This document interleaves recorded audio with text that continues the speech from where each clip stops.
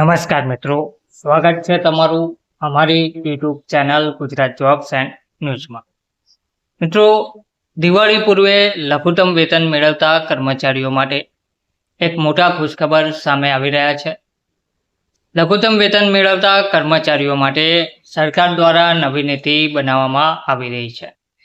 આ નવી નીતિથી લઘુત્તમ વેતન મેળવતા કર્મચારીઓને ફાયદો જોવા મળશે.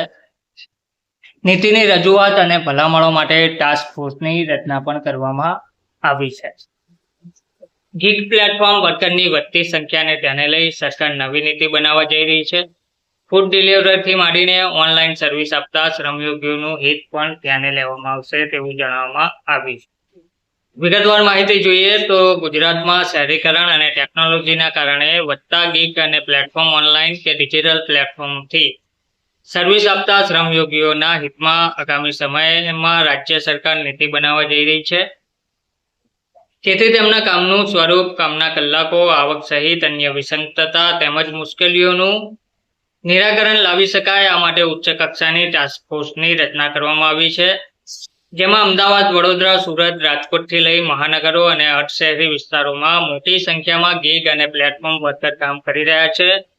જો food delivery, auto cab driver, home service આપતા, ઓનલાઈન સર્વિસ આપતા, ટ્યુટર્સ, ફ્રીલાન્સર્સ સહિત મોટો વર્ગ આ રીતે કામ કરી રહ્યો છે.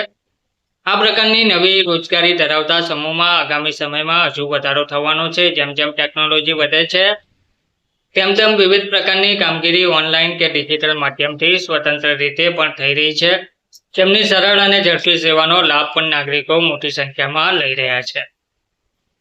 જોકે તેમની કાર્ય પદ્ધતિ અન્ય રોજગાર ક્ષેત્ર જેવી પરંપરાગત નથી અને તેમના કામમાં પણ તફાવત જોવા મળે છે. તેમને સામાજિક સુરક્ષાની યોજના કે અન્ય શ્રમ કાયદાના લાભ મળતા નથી. તેમને નોકરી અને આવકની અનિશ્ચિતતા, કામનો સમય, વાતાવરણમાં ફેરફાર અને માર્ગ અકસ્માત સહિતની સમસ્યાઓનો પણ સામનો કરવો પડે છે. ગુજરાત સરકાર પણ ઓનલાઈન અને ડિજિટલ માધ્યમ થકી મહત્તમ સેવાઓ આપી રહી છે. ત્યારે આવા શ્રમિકોના કલ્યાણ માટે નવી નીતિ બનાવવાની તૈયારીના ભાગરૂપે શ્રમ અને રોજગાર વિભાગના અગ્ર સચિવના અધ્યક્ષપદે કુલ 11 સભ્યની ટાસ્ક ફોર્સ રચવાનું નક્કી કરાયું છે.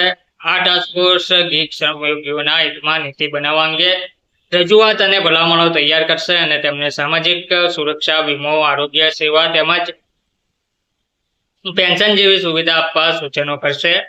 તે સાથે પ્લેટફોર્મ શ્રમયોગીઓ સંબંધિત સમસ્યાઓના નિરાકરણ માટે ભલામણ કરશે. એટલું જ નહીં, પ્લેટફોર્મ આધારિત રોજગારીના નીતિ નિયમોમાં પણ સુધારા માટે રૂપરેખા પણ રજૂ કરાશે. ધન્યવાદ.